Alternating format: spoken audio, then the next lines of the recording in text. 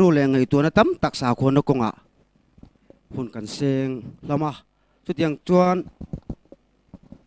long tlai ko puya po hian N.E.I chu wang chuan then khaten turin na konga ke kan pen na konga chuan kan biak Pathian hi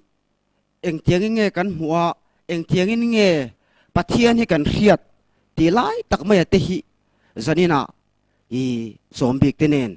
kan ron soi ho don N.E.I chu mini awang chuan masa in thlir tu te in lama tang po a uluk takamin lo thlir saka he kan program hi tawp thlengah min lo en sak turin kan sawm chuwa Thuthlung le ti tak zeta an thu soya hi adikem dik lovem ti Pathian Thu Bible nen thapa en poa min lo en fia sak turin le thu soi ngei theina turata na zanina kan in sawm dua chu min ya wang chuan zanina hian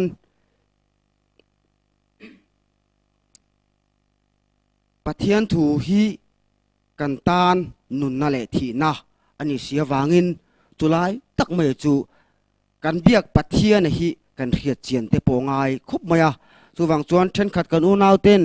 Isua hi Pathian ani kan tia then khat ten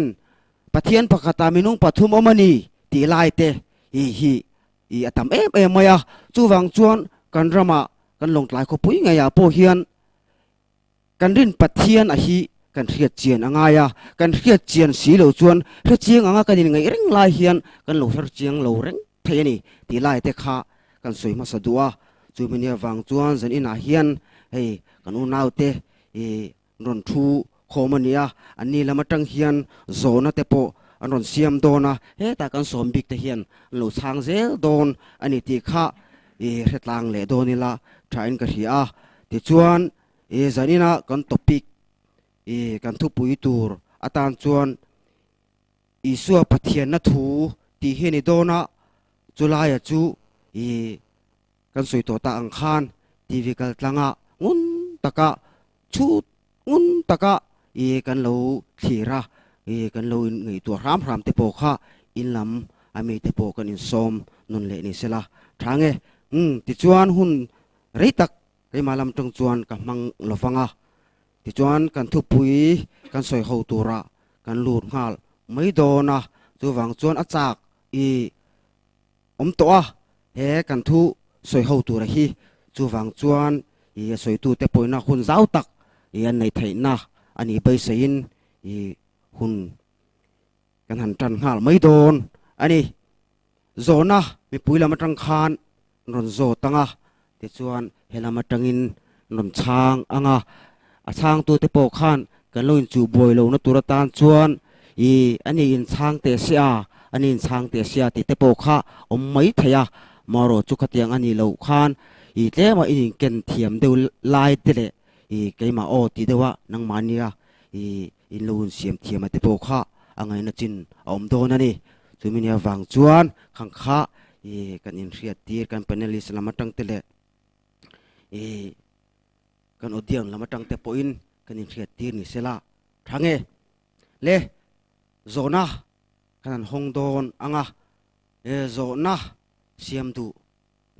te tan khan zona pakhat akha ron zot photanga chumi nu chuan ban phar zelanga an chan zo in ti tiang zel chuan hun kan kalpui don nia pakhat khan han zot te ule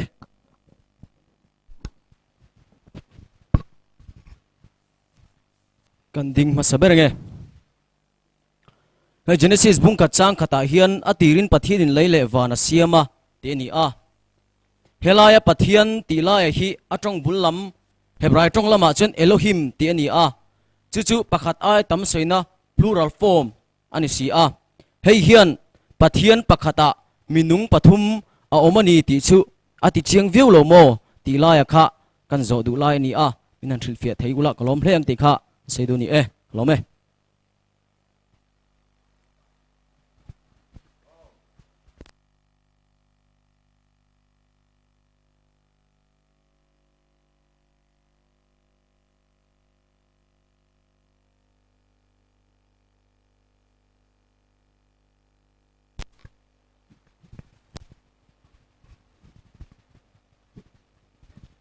Pathian ti lai takahi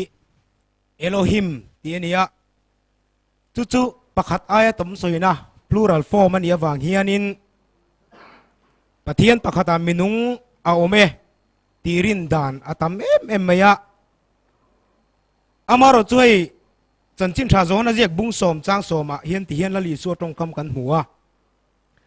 ke jong nun an nei nan tam tak an nei nan a local kani atia helaya nun tam han ti hianin savanun te bong nun te thil siam chi rang nun chu akok lo ti kan revek inarin oma ring tu nun pui tling kong eng kima trom thei zuk soi na mai khania chu tiang che chu Elohim ti po hinia Pathian thil ti thei zia aro pui zia ana tho ana sat zia te soinan hianin Elohim ti an mang thina Elohim ti rim hi minung pathum soina kan ngai don ani chuan rorel tu te bung som le pakhat chang som ni le palia thua khan milem Pathian kemos kan hu ni chu Elohim ti thawaron manga tin rorel tu te bung riat chang som thum le pathuma khanin bal berit akha Elohim aron ti le boka tin lalte pani na bung som le pakwa chang som thum le pasari thua Asuria ho Pathian nizroka pokha Elohim ti thawaron mangani chung tiang te chu minung pathuma hian kan pom vek ngamangem o ti hi zolet na ni performin kan nei dua kemos te balberit te dagona nizrako ti te hi Elohim ti vek ania minung pathuma chun kan pom gamin karing lova amaro chu minung pakhat po antling lova pathum chu seilo maro chu Elohim ti ron mang thowa engwain ya chu Elohim an ti ve kan ti chuan a minung po ni lo ma selang a betu tan khanin an ro pui ve em awang khanin Elohim ti kharon manga chu wang chuanin helaya Elohim ti ron man na hi Pathian chungchang bi ka chuan a thil ti thei ziate a ro pui ziate an ha thona sat ziate soina nia a chian na em chu Deuteronomy bung ruk chang lia khanin hian kan mua o Israel mi teu ngai thateu Jehova kan Elohim chu Jehova pakhat chho ani aron ti ni chu wa chuanin helaya atirin Pathian in leile wana siam tia Elohim aron mana wang hianin Pathian pakhata minung pathum anome tia zuk ngei akha thil fel lo tak ania chu wa chuanin o Israel mi teu ngai thateu Jehova kan Elohim chu pakhat chho ani atia wang hianin enge Elohim ti aron man na chan chu Pathian na thoro pui ziate ana sat ziate khatianga athil ti theina soina khania chu wang chuanin Elohim heta Genesis bung khatchang khataron man hi Pathian pakhata minung pathuma meti rin pha kha afu lo hle don ani ti kha kan soi duani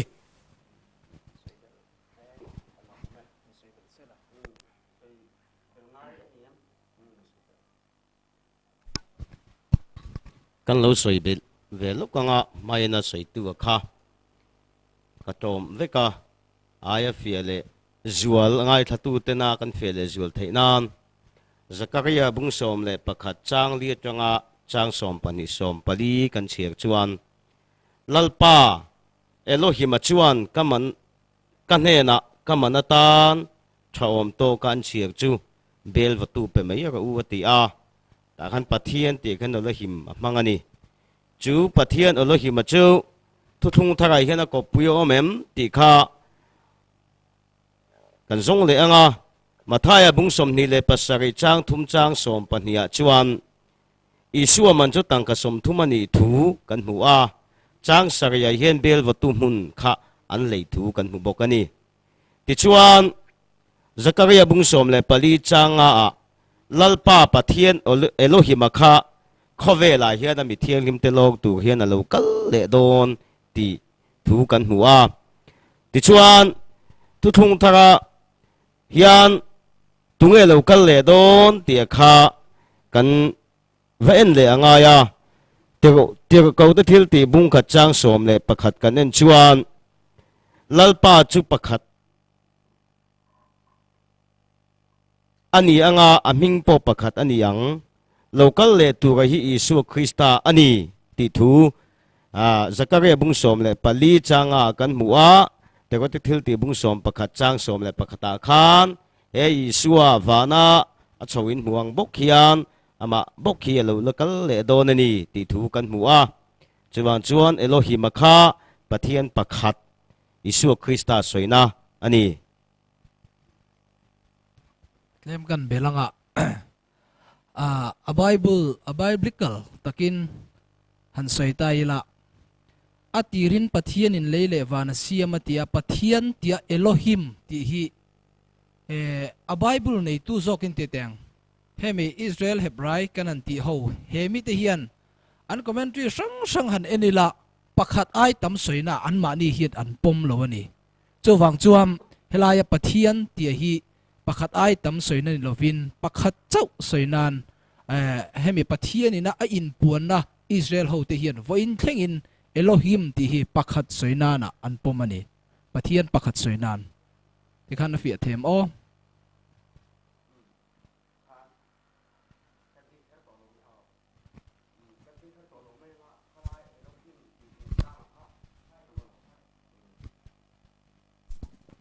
Elohim ti chungchangah kha non soi ta kha thlir tu te lamatang le helam atang poin mi pui lamatang poin kan chiang lo mai thenga kan chiang mai thenga amaro chu khata tang khan ei manin adik le dik lo lai ate kha bible manga tang te poin kan lo en fi ave zela kha angai na chin khom don ani ti chuan zo na danga kan lut lenga zo na kha han zot le ro le kan ro zot ve lok nga kha tunah channa kan mu khan Elohim tia kha pathian pakhat chawani pakhat soina ni tia ti ni chuan pathian chu pakhat chaw a oman ani tina tluk vel in na ngai thak thei ta chu ti ni chuan Genesis ka zo na chu hei hi ni Genesis bung kha chang som ni le paruka hian tin pathianin kan an puin keimani ang takin mihring siam ila atia kan an puin keimani ang takin mihring siam ila atia hei hian mihring siam chungchangah minung pathum te in ron khom chungchang a soina ani thei mei lo mo ti akha ka zo na ni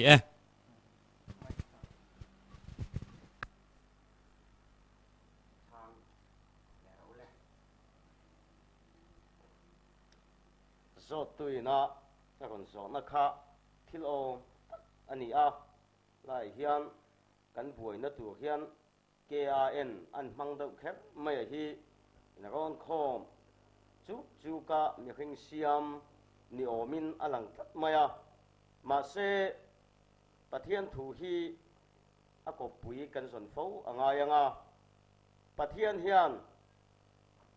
leile van le mi hring te siam lai hian apula hian van tel ko tam tak an omani ti hi kan hian angaya chu van tel ko te an omani ti chu afia na chu lal te pakhat na bung som ni pa hi cha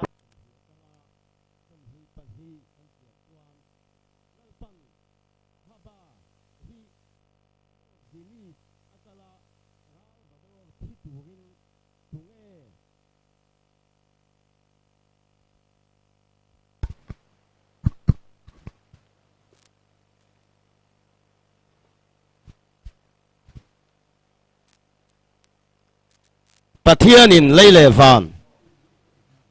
mi hring asiam lai hian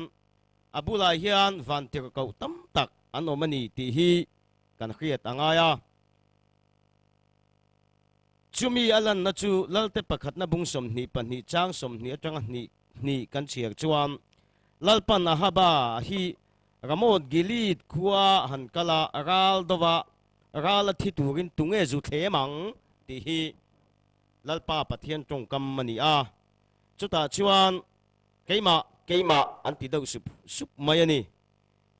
tin supa bung som thum le pariat changli atanga changriat te hian chirila leilung ha chana phum dan te kan hmu a ti chuan china zona Genesis bungkhat chang som ni le paruk ringot kha tan chana kan hmang don ani chuan pathian pakhat aya tom nia zukurina kha a ul khop pinarin oma Mahse anuai chi som ni pasari chang som ni pasari khan chirila pathianin ama an pui ngein mi khinga siam thu kan hmu ani chuwangin mi khinga siama hian pathian hian afapa emo apa emo aron ani lova van tir ko abula te hi abia ani ti kan hriat thain ka khia ani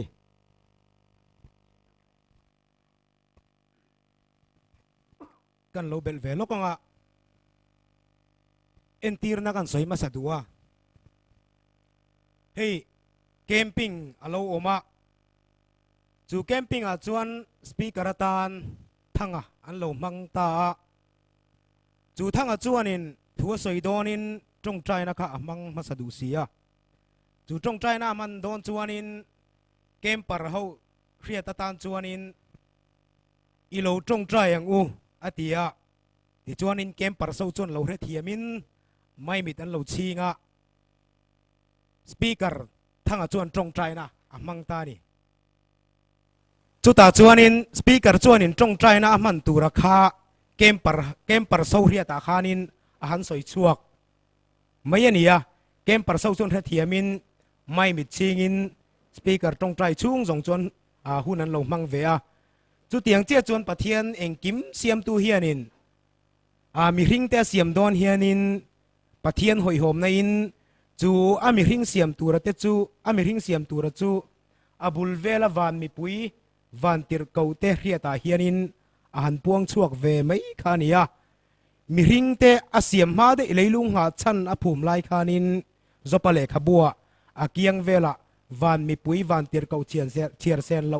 tam takan omani ti kan hmuwa chu wang chuanin helaya kan ti te keiman ni ang ti te hi mangma selang i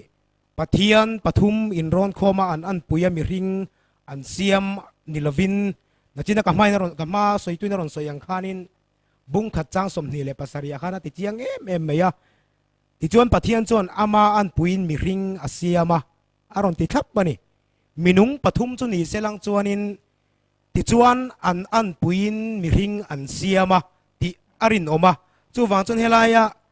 an puin mi ring asiama aron ti a hianin pakhat chau ani ti hi asiam tu hi a chiang em ani ti kha kan bel velok du ni e lemin kan soi bel velenga an pui kan an puin mi ring siamila tia kham asiam chua tak atang khan i engzat nge ti kha chu fian ke ria adama kha mi pakhat ania kha pathian an pui azat chi chu ni ta ni chu wang chon asiam chua khan an pui pathian an pui pakhat an pui chu pakhat pathian a khan minung sang engmo taksa pani pathum emo om thei chu ni se an pui a khan chu tiang chu kan mu chiang chu wang chon kan an puin mi hring siamila ati khan an siam chua hi adama mi pakhat chi ani avangin pathian hi pakhat chi ani engemo minung sang emo mi shanemo aom thei lo shim shim ti kha ati fi zokin ke ria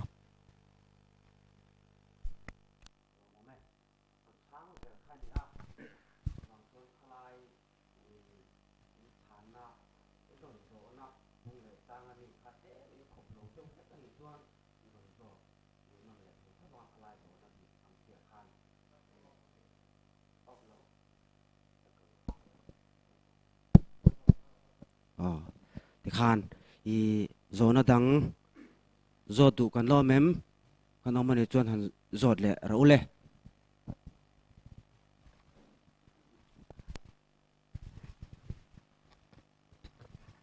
zona kan siam ve ange kha Thuthlung hlui-a Pathian kha tunah Isua hini lo ti a helai thu fing te number pariat na chang som ni le pani thu a hian lalpa chuan athil siam bul bera min din ani mindin ani ati kan hmu a helai thu atang hian fapa hi a ngei ani ti a fia viau ani athil siambul ber a mindin titu hi fapa Isua ngei ani ti fapa Isua ngei ani atilang ani ti kha kan zot tiang puma an chang ro se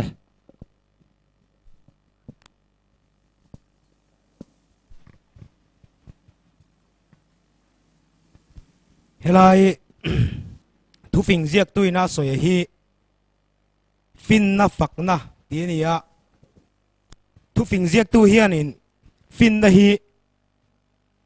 mi ring te angin a han trong tir chiam ani ti helai thu phing ziak ain kan hmuwa bung khata hian in fin na le zirtir na hriat theina turte aron tia fin na hi mi ring angin atong tir char char maya chu pathian pakhata minung pakhat om fapa Isua soina kan ngaya hetianga thil enge mo bible ina atong tir hi bible a hen kan mutreu maya zoba bung som pali chang som ni le pahnia khanin boral na le thina chuan a thom zong kan hria kan bengin kan hria ni antia boral na le thina kha heta hianin bible hian aron tong tir ve a helaya fin na hi Daniel chuan ti hian min hrila bung ni chang som nia khanin pathian ming chu kum khotai tluanin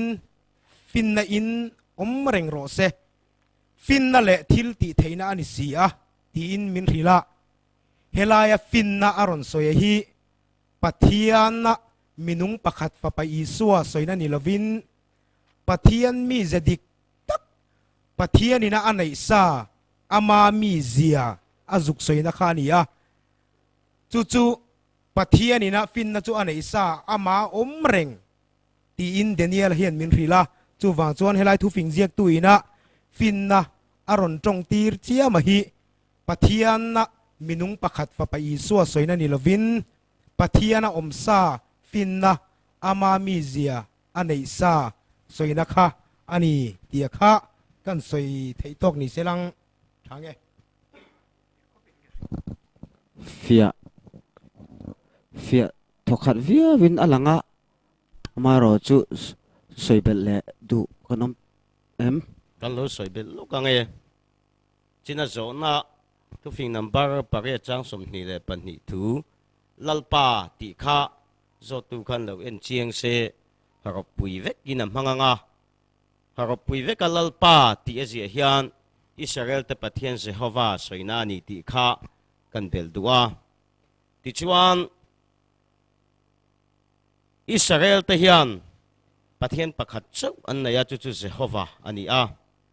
chu Jehova chu thleng kim siam tu ani a ti chuan Thuthlung hlui-a Jehova thleng kim ka siam ati a ani le Thuthlung thara hian Isuan thleng kim asiam ve te rengem ti kha i kan ne nangai le anga chanchin tha zona ziak bung khat chang som kan en chuan ani chu khovela a oma khovel ama siamani khovelin ama a khe si lo engkim siam tu hi pakhat chi ani a ai kupta salatanga Israel fata ko chuak tu Jehova kha ani a chu Jehova chu tisaa kon changin Isua Krista Thuthlung thara kan ti hi ani e kha an chan na ani a takin kan lo en chian te po khangai do na he zanina i kan thu soi ho na hi un taka Pathian Thu ne na kan thira kan bi chian lo chuan Pathian Thu hi enge mo zong la koi le enge mo tu te mo tan bi ka siam kha ani lova kan zawai ta tu ra ta na tu khat lal pa thok khumin pe kan ya wangin pathian thui na min ko min kai hruai tum dan a hi kan chian angai dona chumin ya wang chuan ngun le zuala i kan lo bi chian te kha i ngai don ani te chuan zona dang zot le du kanomem zot le raule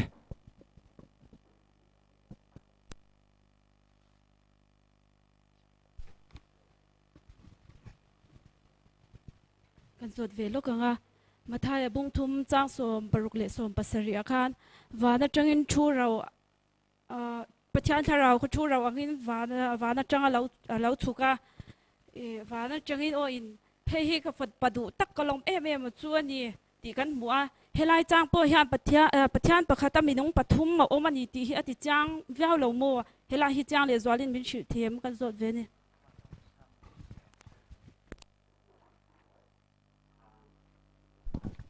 chang le raule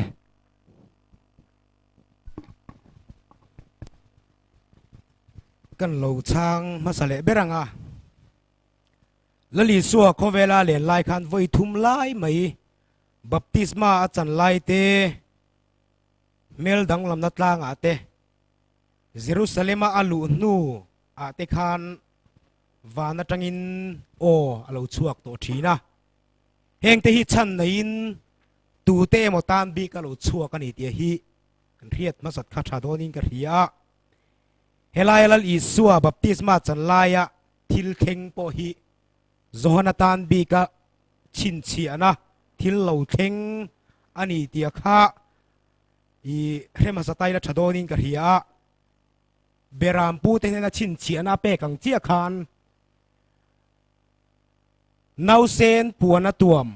ran chopek na thleng amu tia beram pu te na chin chi ana pe kang chia khanin helai po hi baptist tu zohanatan bi ka chin chi ana nia Jeremia bung som ni le pathum chang som ni le pali kan en chuanin pathianin leile wana khat ani thu anin soya ti chuanin chu pathian a chuanin zoela bung ni chang som ni le pariat te kan zuk en chuanin mi zong chunga ka tharau ka layang atia ti chuanin baptist tu zohana hi chu pathian kong lo sial sak tu chu ni ti mathai ziek te kan en chuan kan hmuwa akong alo buat sai sak akong alo sial sak chu lalpa Jehova khania abuat sai sak tu akong lo sial tu hi zohana nia ti chuan zohana hi anin lalpa kong chu lo buat sai a ti chuanin baptisma rong bol na zohana na N.E.I hi anin chu mi zong chunga tharau le tu ra chu zohana ne hen baptisma changin a local ve dona mi ring tisaa baptisma chang tura local ani dona wangin zohana hian a lo hre mai thei don lova chumi zohana na a lo hriat theina tura tan chuanin i zohana ta na chin chi na pe kania tu chunga po tharau fuwa a chunga om reng i hmuwa piang chu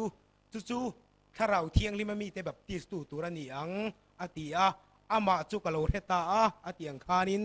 helaya i tharau thiang lim thu ro wang lo chuk tha hi zohana ta na chin chi na bik ania ti chuanin wana tanga o lo chuak hi Jeremia ziak a leile wana khat kani pathian ti wang khanin Jordan hlui-a taksa in reng ma selang leile wana khat pathian ani na kha bolova mathai bung som le pariat chang som ni kan en chuan mi tu po pathum emo pani emo kaming awanga anin khom na chuanin ka zel thin atia voinia ama minga longklaya in khom hun kan nei reng lai hianin lungleya ama minga in khom te ne da khanin azuk ve theyani chu tiang chia mai chuanin Jordan hlui-a taksanaya a reng lai po hianin leile wana khat pathian ani tat awang hianin wana tangin o alo chua theyani ti hi i arin hlel lova leile wana khat pathian ani tat awangin chu wang chuan helai lali suwa baptisma chan lai vela thil lo thlenga hi zohana tan big liawa chin chiana ni e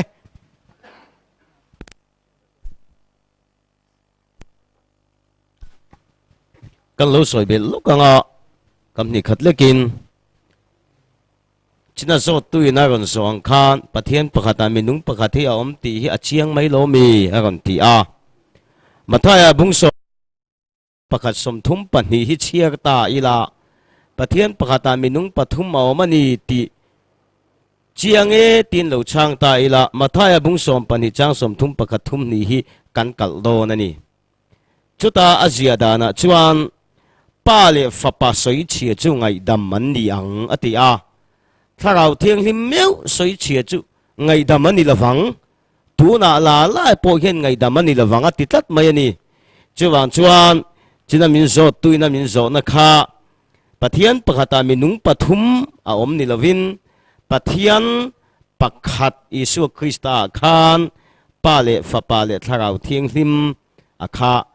อาอมโซกันนี่มินุงนี่ละวินจุงซงคายคอมตูจูอิสุคริสตาอันนี้ติข้าเจียงอินกักยาอดียนสลัมเตเราเชื่อแล้วก็ดูจุดสันนี้ไลฟ์ฟอนอินติตุมกันเนี่ยวันกันซ้อมตำเหลาเจ้าว่า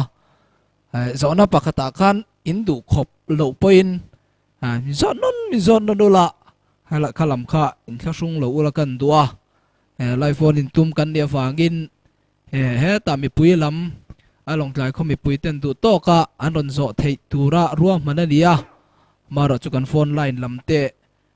เราชัดเจนเราฟังอินจานี่นะตีกันตีหิงไอตาจะฟังชวนเราคลีร์ตู้มีปุยเตะปอินนักตุกสันละมาเตะปอสันดังเตะปอกันละติเซลโดนะ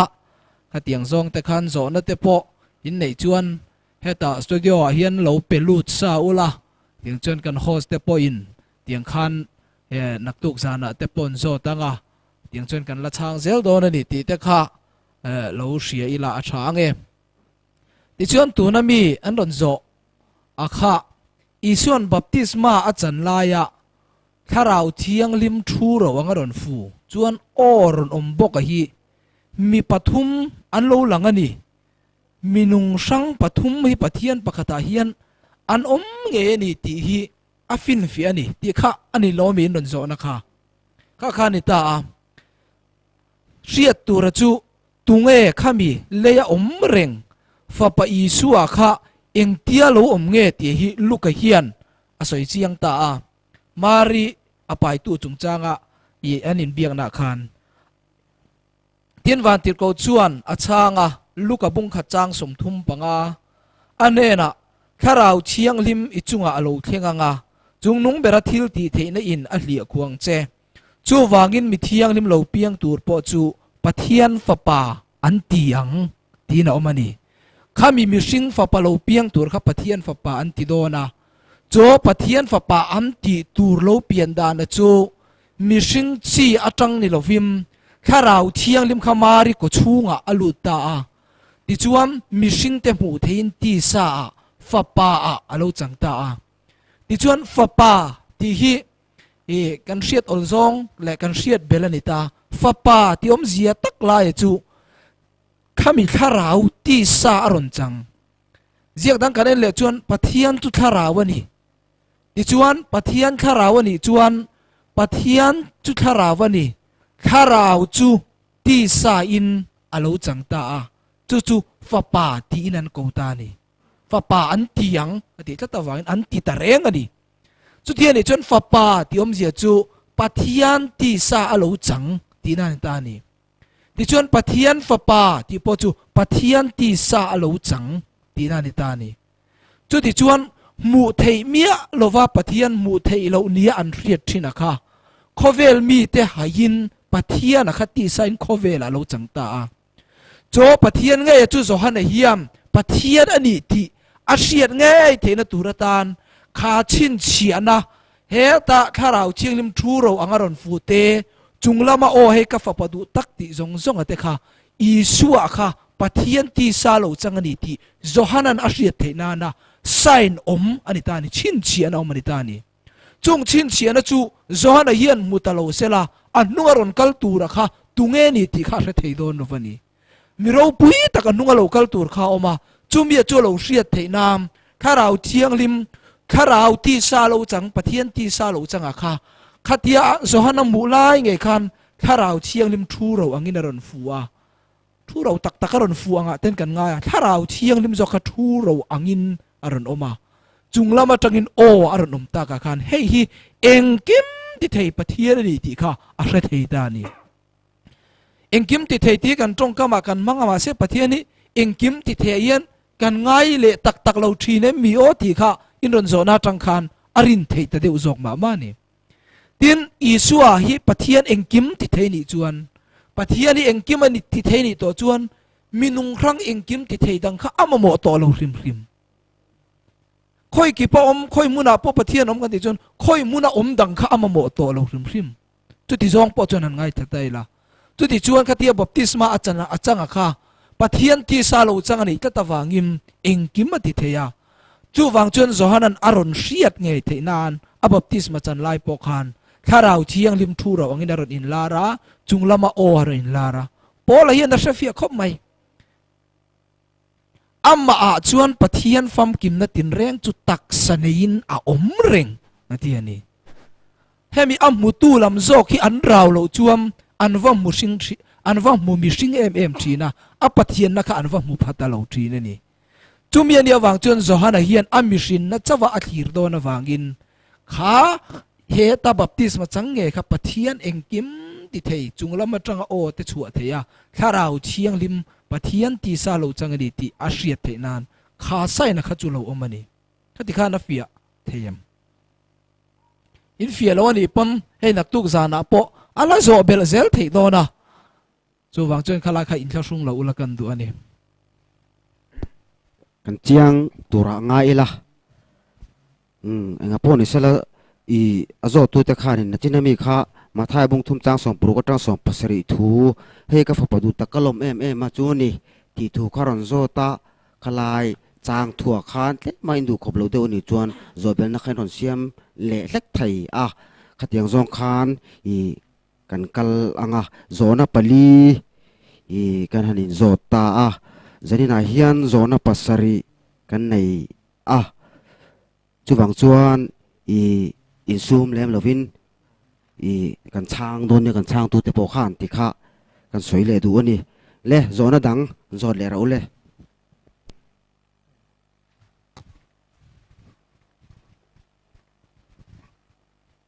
helai thu hi kan zo bel tiang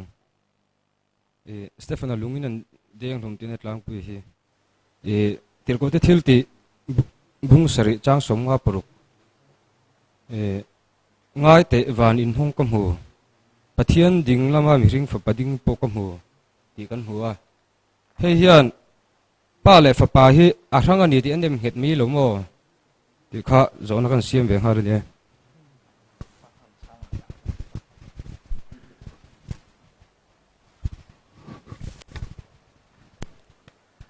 kan chang le ma saber me nga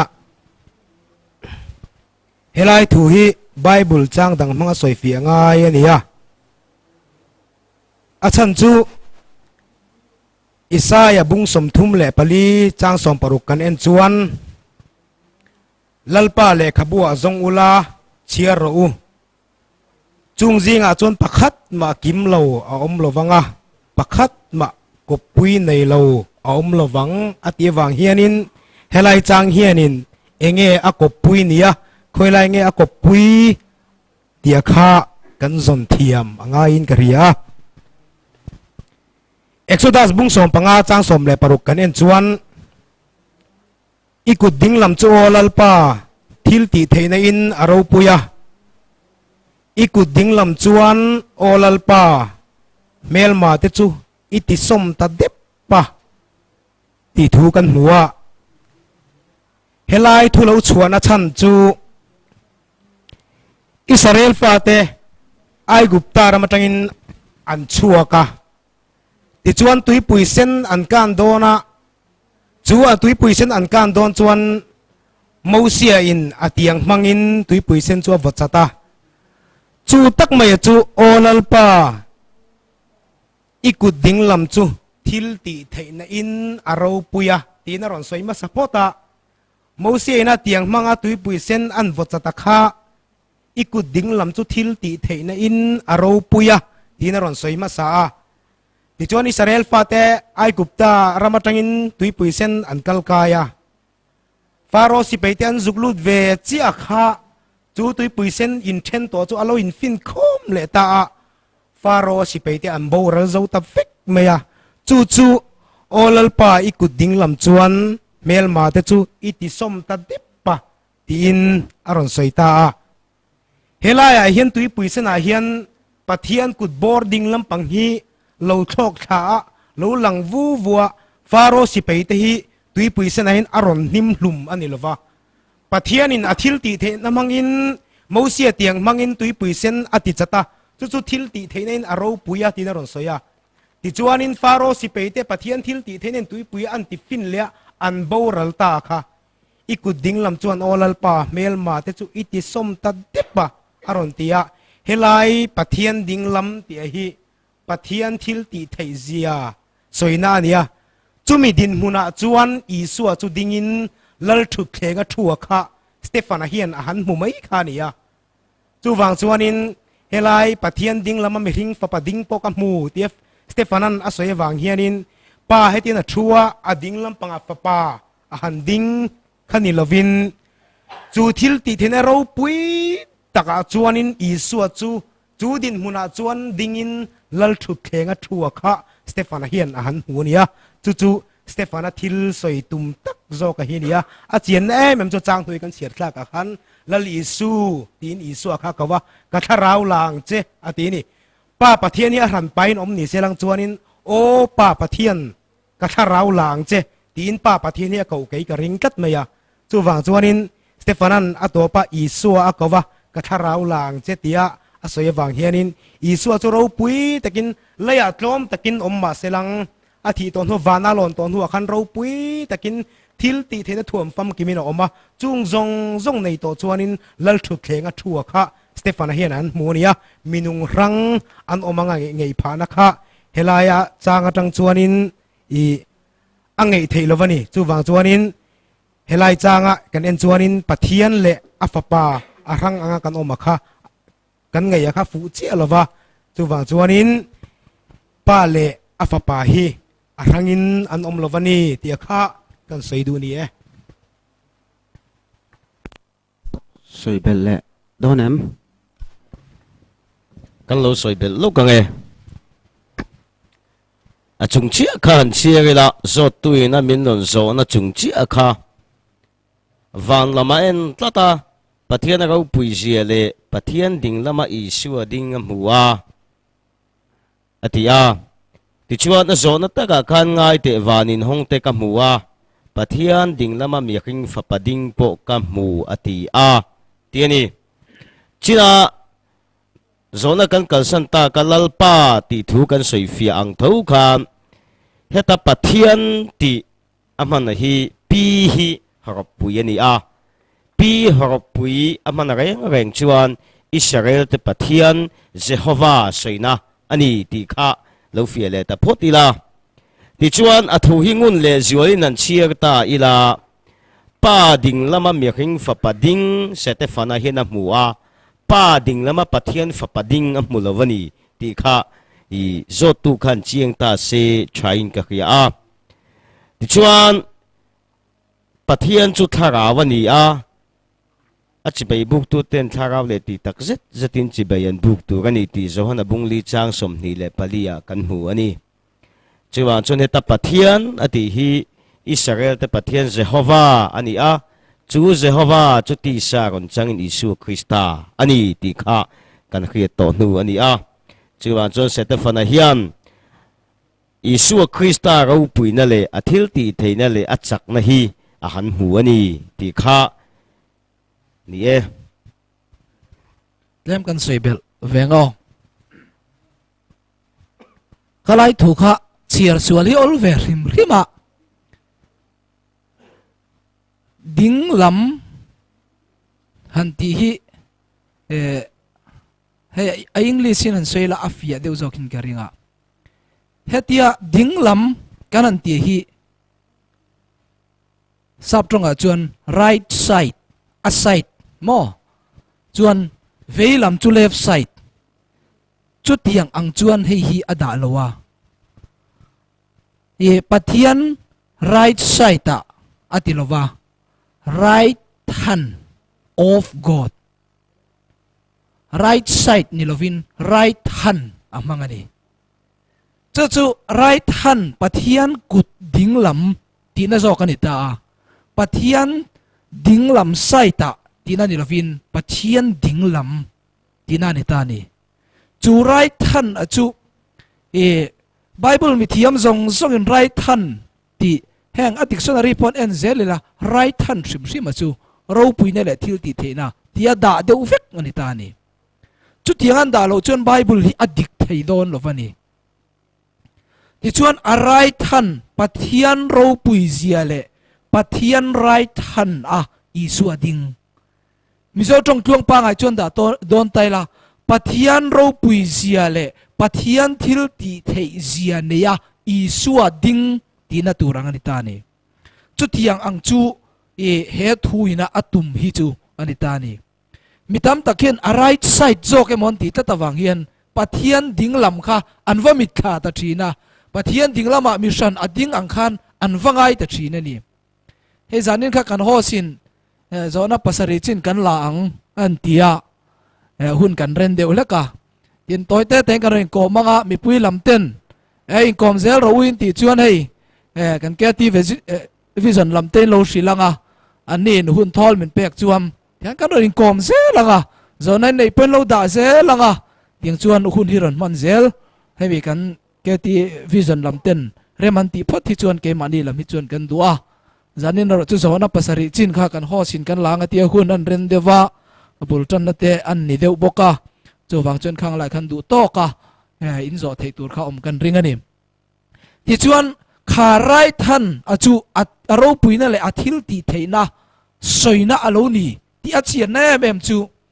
mathaya bungsom ni panga chang som thum pakhata amai ro chu mi sing fa pa chu avan tir ko zong nen aro puina in thuama alo kal huna chuan aro puina thut pha thuwang ama chun aro puina nen lo kal lo ti na ni chu alo kal le huna chuan aro puina nen alo kalang a right hand of God nen alo kalang ti na ni chu chu wang chun Stephen hian chu thil ti theina ne ya Isua kha han muta chu tiang chia mu chu Zohana hi om vele bokani hemi thupuan kan ti hi panmos clear kara Zohana na amunia khata mishing fapa han mu le khan he khovela amu Josepha fapa thingrem siam tu fapa ni tinatlang ne taka an kai ku thin ang mel khan mutuma Mahse Pathian kha a right hand of God kha athil ti theina khan alo in thuam to wangin thupuan hian chian maula a mel te chuni sat wang lai angania a o te chu tui tam takri angania tia a mel po kha amu thelo khopiro mani chu tiang chu khovela khan ani si lova tom takalo kalawan khovelin an lo haita a Mahse ama ngein khovela a om lai na soya aro puina thut pha thut tur thu athil ti theina ne na aro puina in thuama alo kal tur thu hi asoi thap mai ni chu hemi Stefana thi tur hian Pathian hi aro puina ne na han muta panmos thiar kara Zohana pon han mu nakina nangle ke hiam chu Pathian he khovel isuan khen be nge kha aro puina in thuamin kan lam mu vele donani chu mi achu min hriat tir he thu hian atum zo kani chu wang chuan right side ti le right hand of God ti kha kan hriat pol chuam khalai kha Pathiana mi sang omemo pathi pa le fa pa hi mi sang anga ngai kha a ol pha reng ta ni hana fia them o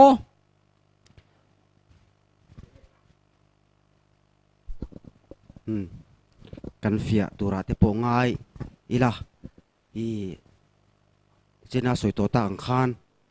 kha zo na bi ka khan kha lai thu kha kan fia lo ni chuan kan zot non le thei zelani ti lai te kha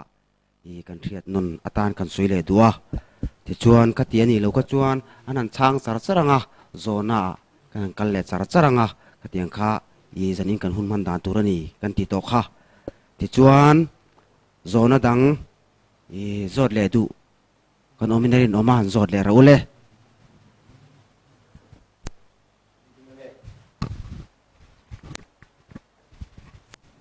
ha into sei to te kan ngai tha a pathian ngei kha ama le ma in titlomin khovela hian alo kalani ti kha in seidan deuh kha ni a maro chu helaya hian chanchin tha zona jek bung thum chang som paruk thua hian pathian in khovela mangai em a chuti chuan afapamal nei chuna pe ama chu tu po aringa pieng an boral lova chatuana nunan nei sok nan ti in kan mu a heta hi chuan pathian akha ama le ma in titloma local nilovin fapa kha ron tir sok ang riu maya enge chanchin tha zona jek bung thum chang som paruk kala kha engtin nge min han sei fi sak theyang ti kha kan zona ni e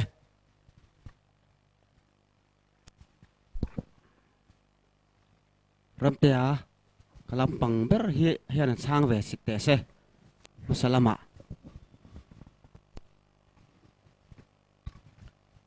zona har thei le mai mi zo dang che thina lo ma le china zona kha thil poimo takani a pathian in khove la manga ma chu ti chuan a fa pamal nei chun a pe ti kan mu a ti en zo ta kha adik le in ka khia a Mahse ti hian zona ang dawin an zot let ve tang ila pathian yen khovela mangai em si chun enga wangin a fa pa chu pek tak dai mai le mangai tak tak lo ni anga ti kharin ve the ni mi kan mangai tak tak chuan keima ni kain pe thina mangai na hi mi nan soi fia in pum pek na ni an tia cho chen pathian yen khovela mangai tak tak ani chuna ma local mai tu na fa pa ron tir ta dai mai hi a mangai tok lo ni anga tia kha i rilagua alang ve thaya Mahse chu kan soi tum lamani lova pathian in khovela mangai a chu a mangai khovela chuan a an puya siam mi hing te hi kanom sia chuan puya mi hing a siam kan omate chu kan boral min phal lova khovel thiam lo a chan tir na tur le khovel hi alo dam theina tu ka ta na ti in pathian hi ai ngai tua athil siam zong zong a ena leile vana arem na palai na thok tur hian van tir ko an tlak lova chuan kan pathian la Isua Krista hian mi hing le khovel alo dam theina tu ka ta na ama le ama kha ai ngai tloma mi hinga ai siama Philippi bung ni changa na changa kan chiak chuan kan mu ani ti chuan pathian fapa ti om zia kha ni china ka thian ten an soi fia to a pathian tisaa lo chang ti na ni ti in soi fia to boka chutiang alo ni si chuan pathian fapa kan ti fo mai hi Isua Krista a hi alo ni ta ani ti kha chiang thokatin ka khia chung ti chiang tu chu Bible ziak pani khatlek kan lo phok chiu kanga Timothea thon khat na bung ni changa na thu kan en chuan pathian pakhat chawa oma pathian le mi hing in kara palai pakhat chau a om boka ama chu mi hing ani atiani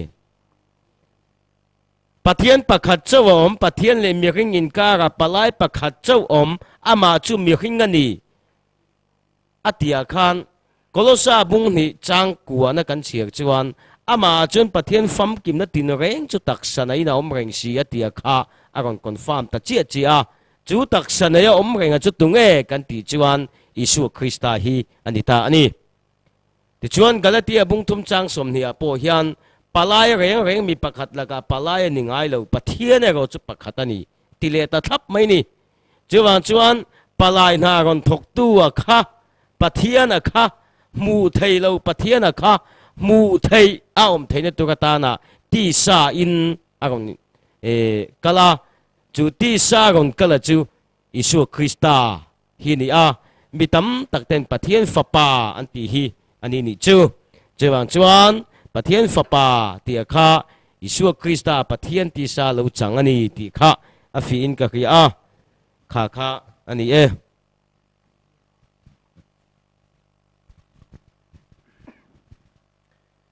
kan bel ve lok du chu zohana le khathon pakhat na bung li chang som paruka chuan ti hian kan hmuwa pathian in keimania mangaina anei chu kan hriat kan ring bokani pathian chu mangaina ani mangaina reng chu pathian a renga pathian po amma a reng ani ti thu kan hmu ni helai thu tang chuan pathian chu mangaina ni ti kan zuk mut fi ta hei hetianga mi ring pa fa le pa fa in pe anga zuk ngei hi thil fel lo tak ni in ka ria en tir na kan soi le lok du chu khuta kan thang lok tui pui khuanin chung ko pakhat mangai deu mai ka nei ta chu ka mangai te chung kwa chu asura sa a chuna zan soi lovin i ka zuk kan fo thina chu ta min kal tir fo thin tu asura sa po thulova min tir fo thin tu chu tunge kan ti chuanin mi ran pa de ni lovin keima mangai na khanin chu tui puya chuanin min tir thina ni chu tiang che mai chuan zohana le khathon kan lo chiara hianin pathian chu mangai na ani ati tlata wang hianin pathian ron tir tu hi mangai na ania chu mangai na chu pathian ania chu pathian chu tisaa lo chang ani ti zo Timothea thon khat bung thum chang som paruka kan hmu ni chu mi ni chuan helai pathian in khovel mangai ema ti chuan afa pamal nei chun apea ti hi hetianga pa fa mihring pahni in pea in tir nilovin pathian chu mangai na ni tata wangin chu mangai na chuanin amma kha khovela hianin tisaa in aron tira pa fa miran ve in tir nilovin atir tu hi mangai na ani chu mangai na chu pathian ani tata wangin pathian chuan mangai na in khovela tisaa in aron kalani ti kha kan bel vela zok du ni turin ito talaw mo athu kha kan sian lenga zo tu lam tepon lo en ulukula pathian in khovel mangai ema chu ti chuan afa pamal nei chun apea mangai ema afa pamal nei chun mangai ema wanga fa pamal nei chun ti lai kha King James version a hiam ti hian aziaka for God so loved the world that he gave his only begotten son pathian in khovel mangai avangin begotten son begotten kan man nai chu shin tiang zo kani mi zo na kan man na chuan pathian in khovel mangai awanga shin fa parin chun tinani tani zum yom je chun ni china isua lo pian dan kan soi to kha englo philippi akhana zia ka amma le amma in ti tomin atia amma le amma a in sing theilova amma in khovela mangai wan a in ti tom nan mari shin angai ta pathian in khovel mangai avangin isua Krista hi mangai awanga rin chunani tina angani tani chutiang zong ni lova pathianin fapa anei chun fapa mal nei hetia mi zona ka fapa mal kan tiang zonga kan ngai don ni chuan fapa ti hian tam lu tuk bible a hian pathian fapa ten lan nia adama po pathian fapa ti hi bible tam tuk israel po pathian fa te tian ni vekani chuwang chuam fapa mal nei chun pathian in khovel mangai awanga rin chun chu he isua Krista hi ni tunge sing tu kan ti chuan mari engtin nge shin kan ti chuan tharau khamari ko chunga luta tisaa lo changani thakua pa ya chu ti chuam pathian in khovel mangai awanga rin chun chu isua Krista hi ni chu pola na mu fi avangin ama le ama pathian hi ron ti to mani atitani chu wang chon helaya fa pamal nei chun ti aya isuan khovel amanga wanga ama khovela local zia ti chiang tu hi a om lovani ka ti khana fi athem amanga wanga hrin om chunani ti zong khan afia thein kan ria kan chiang turanga ila I athange zona pakhat kan la naya zona paruk chang to a zona paruk kan pe to boka chungani awang chuan hei kan hun kan zo ngai lam to a chuwang chuan anga poni selangin I kan chien le zual theina turatan thinlung te pokha I pathian tharau tong tai na nen I helai thua hi kan lo ngai tua chian kan ngai tua ngun angai hle ani ti te kha kan soi le tua ti chuan zona pakhat aloma zona han siam le ro le chang tu ten lo chang le don nia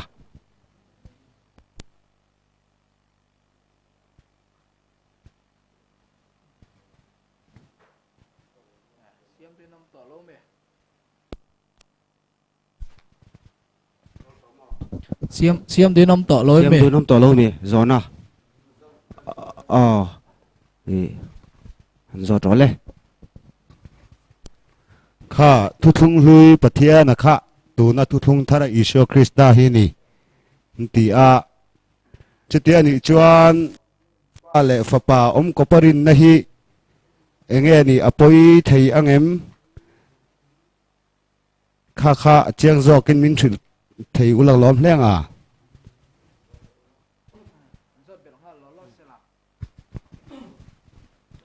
kan zobel na kan siam lo longa toy te min lo thiam ula chan har lu tuk poni ka ring lem lowa dali suwa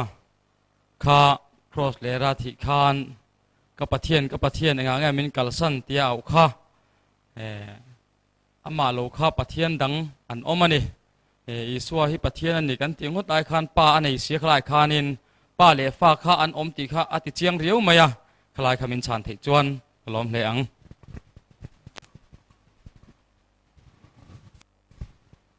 puma chuana soi ro se zona ma sa khan pa le fa pa engting ai ti kha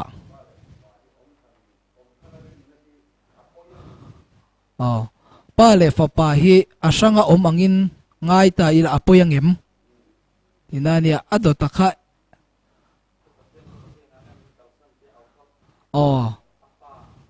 ka pathian enga nge min kalsan tiania apa aau tiania chu lo po chu pakhathan soibel le taila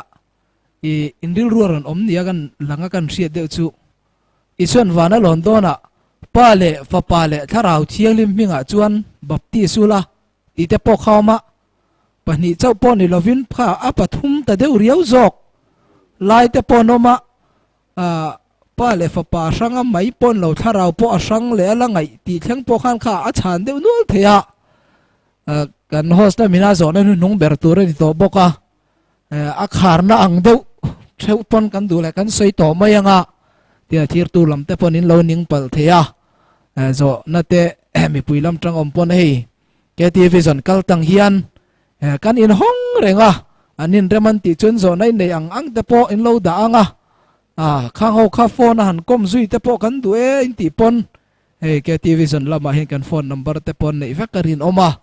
tian zong du te tam khang kha zau takin kan in hong ani kan zo na to ber ni poka khang te kha kan soi masadu ani isuale apa asanga omangai na kha alo om thengem apoi thengem ti ania ti chuan pakhata kha ka pathian enga tinge min kalsan ti isuan athi dona asoya omboka chu mai ni lowin han soibel ta zel zokila isua khovela len lai khan ama khamya thi dona chaupo ni lovin kapa ifapa choi moi ro ti te tin khatiang angchi ni chi na kan soi tongin chunglam o po in he ka fapadu tak ti thil chi ni angkham achang pe jon chi thum angkhan alang na sa me ma khang zong zong kha a uat mal te te im kan soi fia vek seng lovanga Isua trong kam pakhat a hlo om theina lai hian chang ila a fia thei deuh kan ringa zona bung hriat thua hiam Isuan uire angai dam thu hi kan muwa uire angai dam lai hi chu a fiam thu nan thleng po mangim hei hi kan rebel khop maya chumi angai dam na thu tia soi thak zela chuam Isua hiam keima ni thu sia tir tu kani pa mi tir tu chuan ka thu a sia tir bok pa mi tir tu ti kha soi le ta ni chu wang chuam Isua zir tir te hian Isua hian pa tir tu rana nei niang khani chingen ron soi ang khan ka pathian ti te po I a om tel ta kha chu lo po chu thil dang tam tak a om ta a Mahse Isua zir tir te sok po hian an lo refi lu tuk bik lo ani ta chuan an zo ta zona bungria chang som pakua chuam in an ni chuan ane na ipa khoya nge an tia Isuam chumi ipa khoya nge tian zo na chan chu min tir tu pa ti soi wang ani kha kha chin chi ara ila uire ngai dam zo khan a soi thazela min tir tu pa ti soi ta ka wang khan Isua hian pa ane ni ringin ipa khoya nge a om ti im an zo ta ni ti chuam Isua chuan chang tha tamai lo chuam nang nin min shelo kapa po in shelo ngati kha soi kan ti chuan an we a soi le ke min hriat chuam kapa po in hriang Isua in hriat chuam Isua tir tu po in hriang ti nang ani ta ni ti chuan a chang khazela chang somni pali zona bungria chang somni pali a chuam chu wangin in ne na in sual le rengin in thiang ka ti kha ani chukani tin oilo chuam in sual le rengin in thimolang atia chu wangin in sual le rengin in thiang ka ti kha ati wan alo ti to thina ya malama hian ta hian a soinon le ta ipa khoya nge ti achan na chu ani pa kha keima hi kani tin oilo chuam in sual nei rengin in thiang sual nei renga an thi ni chuan van raman kai don lo ti na ni mai chu chun tu nei ron zo na kha poi mo kho mai Isua le apa sanga nei te chu min bible an mu ve thiam dana ni maya an du duin lo nei mayang miang ti satliang ut che ni lova Isuan azir tir te meu te ne na po kham ani chukani tin oilo chuan in sual le rengin in thiang ti hi pa khoya nge ti an zo na a chan na nia zona buria chang som ni pasaria chuam pa thuan ne na asoi ti an relo ala ti tat mai ni so ti chuam khati khan thara wa riat fia de ngai Pathian Thu Isua zir tir te po khan riat fia le zual ngai hi an lo nei ti alang tarenga tian soi ta zelila zona ve ka kha han keu phei ta zelila zona bung som pali chang riat kan en chuam Philippan anena lalpa pa chu keini min mutir ta che chu ti chuan kan ta na to kang kan ramayan pa mu ahan mu tumi ka mu inri kan tam tiru nang ni po inni mai thei khovel to phuna yen pa ran hi mu tur omangin tia in tong trai te pon in lo mu mai thei Mahse hi hriaula kan du chu ni ta ni lalpa pa chu keini min mu tir ta che chu ti chuan kan ta na to kang Isua zir tir ten thil dang zong chu an khefia to ni na lang pa ran mu tura om lo hi an la khedwa an riat chuan kan ta na to kang ten ti hial to ani engtin nge Isua na chan Isua na ne na Philip heile chani in ne na ka oma chu ti poin mi shelo mo tu po mi mu chu pa mu ani pa chu ke ni min mu tiro eng titia iti nge ni tiani lal pa chu min mu tira ti chuan kan ta na to kang Isua chan na chu tu po min mu chu pa mu ani mani ai soi ve tai la tu po min mu hian ka pa in mungalem mungalo kele ka pa sang kan tlata wangin Isua hiam tu po min mu chu pa mu atia wangin Isua le apa hi asangin an lova Isua an mu khan apa an mungalani ti chuan athi dona atong kama po ka pathian enga tinga min kalsan tini ta vana hian par khan chu mu tur om ta ni se Isua hian ka pathian enga nge ilo chuk lo ati zok turani Pola khan amma a chuan pathian fam kim na tin reng chu taksanein a om reng si atiani Isua khan pathian fam kim na tin reng kha taksanein alo om renga kan hriat tel tur chu Isua hi mishing fapa ani telani a pathian na thi thelo wangim a mishin na zo ka thi dona chu wang chuan a pathian na hian akal san thot angai ani chu wang chuan mishing Isua pathian Isua ani tareng ani chu wang chuam ama a pathian na zo ka kha akal san angai ta ka pathian enga nge min kal san ki ta than om chu ni se ka pathian enga nge ilo chuk lo ti jok turani chu wang chon ama pathian fam kim na tin reng kha mishing ta ti lum rual lo kha oma ti chuam a mishin na zo khi chu athi alo ngai ta chu wang chon a mishin na le a pathian na hi hlir than angai ni a mishin na lama chuan a chau thei a pathian na lama chuan dam mi thi po kai tho le dai tiru a khovelen lai khan chu a in kop ngar ani a mishin na lama chuan a ril po atam thina a pathian na lama chuam I heta uain tam tak ati pung le mi pui sanga rai te po kha alo om le ta ni chu wang chen amishin na le apathian na kha I hriat kop angai ta chu zona khan ni china ka soitong khan chiang takina han mu khovela amishin na achunga pathian fam kim om an hriat an mu thina kha vanan mu le chuan ani to lo ro pui takina lo in thuam to ani chu wang chuam heta pathian pakhat pa le fa pa sanga oma pom kop na hi enge a lo om na enge poina ti chu sual nei renga thi na ni tim I suan zona bung riat chang som ni palia soi khapa ti chuan ka pathian enga ngai min kal san ti po ama a pathian na kha a ko zo ka ni chu wang chuam pa le fa pa le tharau thiang lim hi Isua Krista ani ti hian alo fia ta me mani Isua khan pa ka ni atia Isua khan fa pa ka ni atia Isua ve khan tharau ka ni atia chu wang chuan pa le fa pa le tharau thiang lim hi Isua ni pa le fa pa le tharau thiang lim minga chuan baptisula ti po Isua zirtir tem tir ko ta thil ti bung ni chang som thum pariata Isua mingin an baptis khamo chu chuan ak tuk zana kan topic turan ni le dona ngai thatur zanin lo en zong te polo en le tur te pon kanan sawm telpa ngal chawani ka thian te hen thu top soi du ten le chuan kalon rol le lokonga khalai khan kan chiang thar via vinarin om kan van nei hle maya zanin thunga thatu te soibel du dang te pokan lo omin arin oma amaro toy fel de hlekin soitum don taila atha ange kan hun te ri lituk lo na no tôi tênกันlâu suy phía lâu càng nghe Isua pa N.E.I kan ngày tlat nahi Isua pa mình chưa tung nghe tí là kan suy phụ lâu mấy thầy bố ca Pathian kan ti du mê la ni na tơ chân Bible nên chân Isua pa hi thara ni tlat ani Mathaya bung khat na chang som pariat hian an chia ri la kadulai taka ka chia mai anga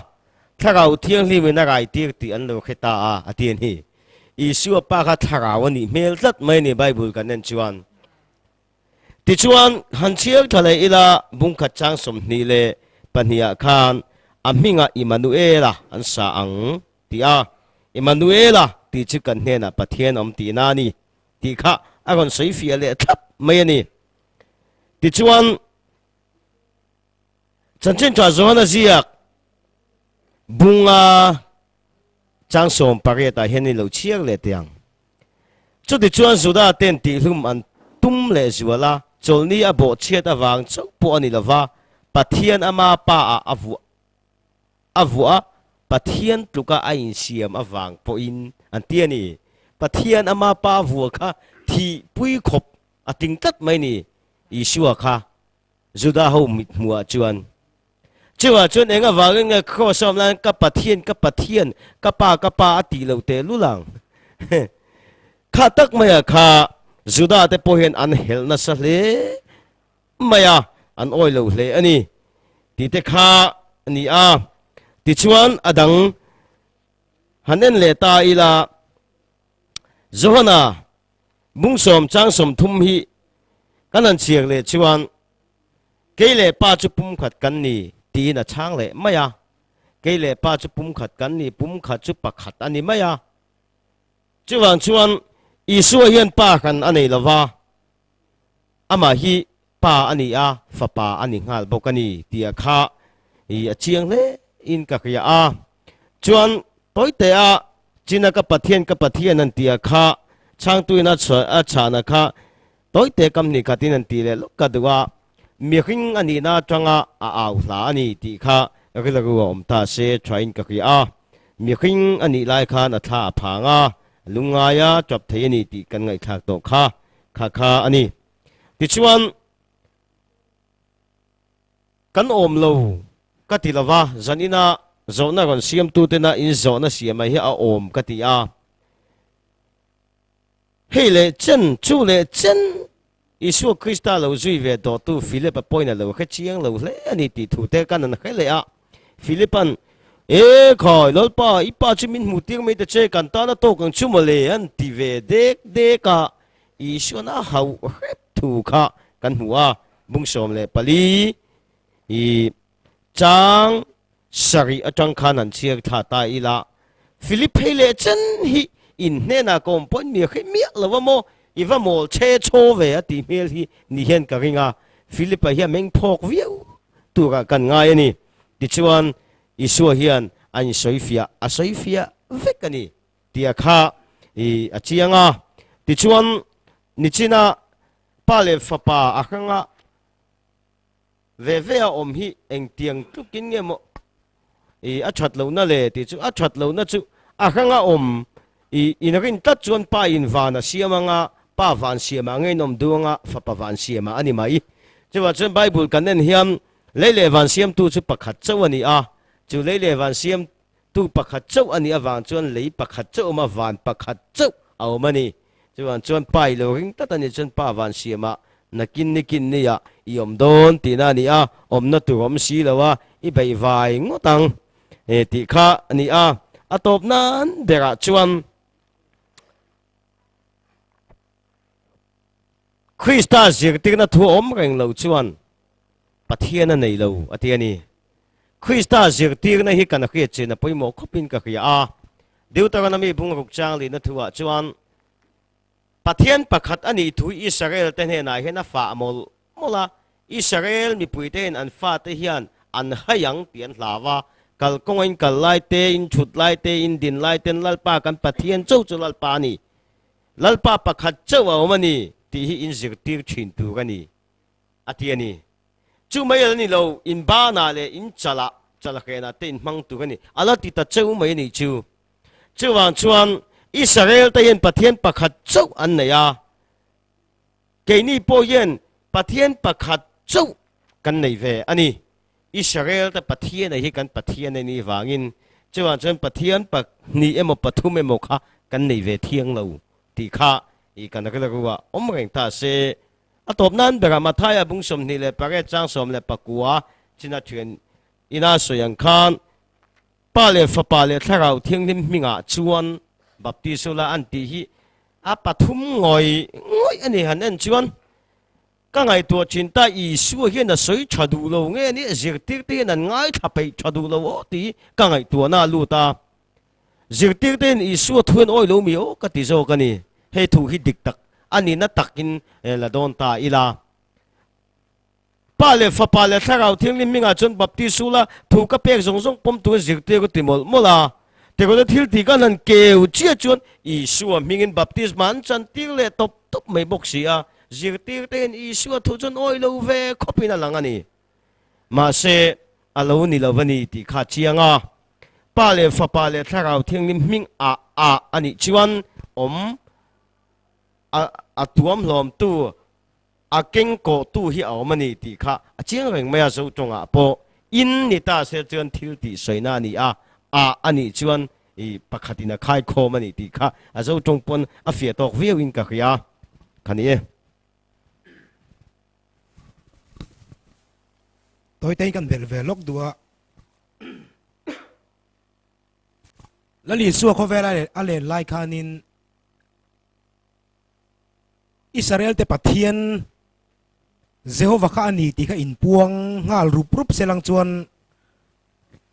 iso ka cross a khen be tura om mi alawang lungin an deng lum mi nga lang cross a khen be tura om don mi alawani tu wang chuan iso hianin Israel mi puite hne na khan ani na hi athup char mai ani zirtir te hne na khan chuan anin puang ve thin takna mi puinol puin na khan chuanin a in jep char mai a hei isu kan tia hianin mi je chi ni dual nei char kan ti hi oma chu lazara thana akala khanin kapa ka thu inga ikha ka wangin ichunga ka lome kum khuwa in ka thu ingai kha thin ti ka ria nima sela mi pui din vela wangin chu ka ti ani ti soi ne mala li suain kapa tia a kau thina hi a vela mi pui te oma dana zirin wana om ang dewin kapa ti hin isu hena ko ve thin ni abula om te zirzelin chu zohana bung ni chang som le pakwa isu an hne na he in hiti chiaula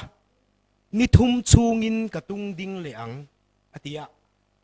zudo kan an thiam lo em mai ni he in hi kum som li le kum ruk zet kan sa nangin ni thum chungin ni tung ding le ang mo an tia an zota nima sela atak sa in thu asoi tian hemi alo ni chu hnuaya khan atak sa in thu asoi na ani ti kha hnuaya che na ron ziak thalia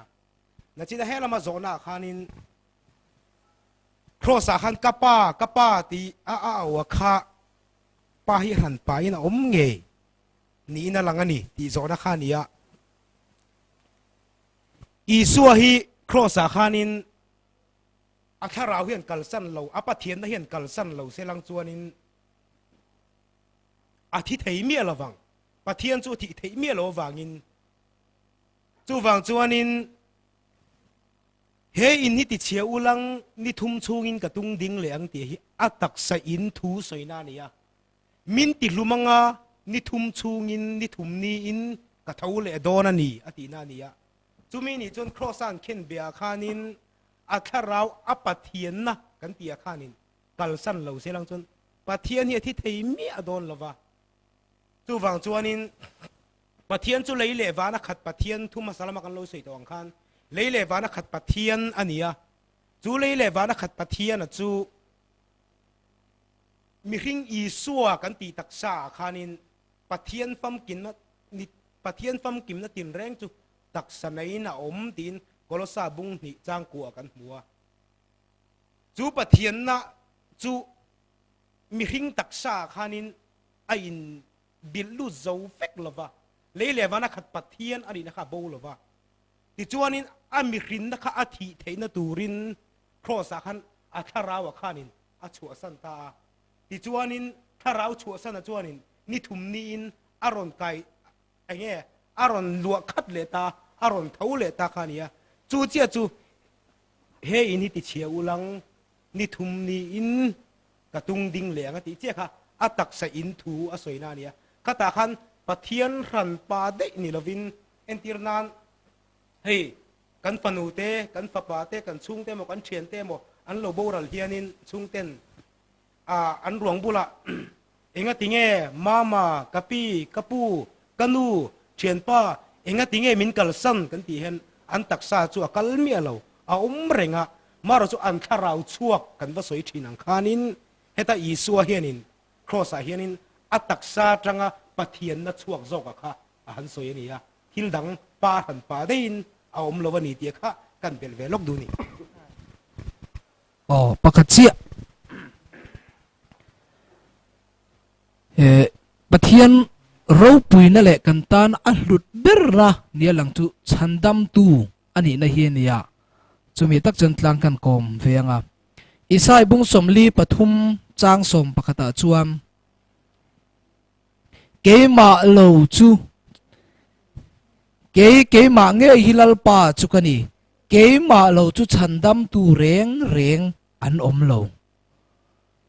khami Thuthlung hlui-a Jehova lo kha chu chandam tu dang reng reng an om thei lo tina ni ta am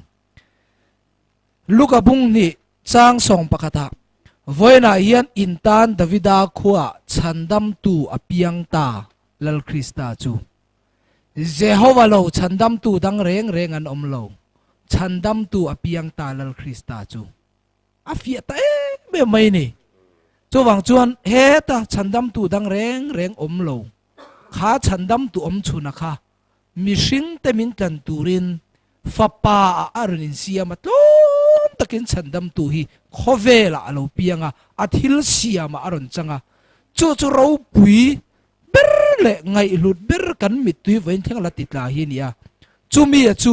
polan mu chena wang khan ama le ama in ti thlomin thi khopia la thu zo min a oma ati hi chandam tu dang reng reng om lo kha chandam tu khovela lo pianga ni engtin nge chuan mi te a chandam tak ti chu naktuk zan lam kan topic tur ani don ani kan host kuta kan hla nanga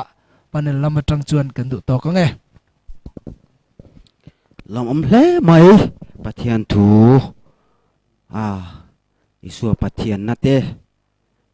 kan han soi ho thei te hi lalpa roi na kan chang chho kan lom tak zet zet kan chiang tura kan zona le chan na kha ngai donila tha anga ti chuan kan soi to ta ang khan nak tu zan lama baptisma thu baptisma poi mo na te in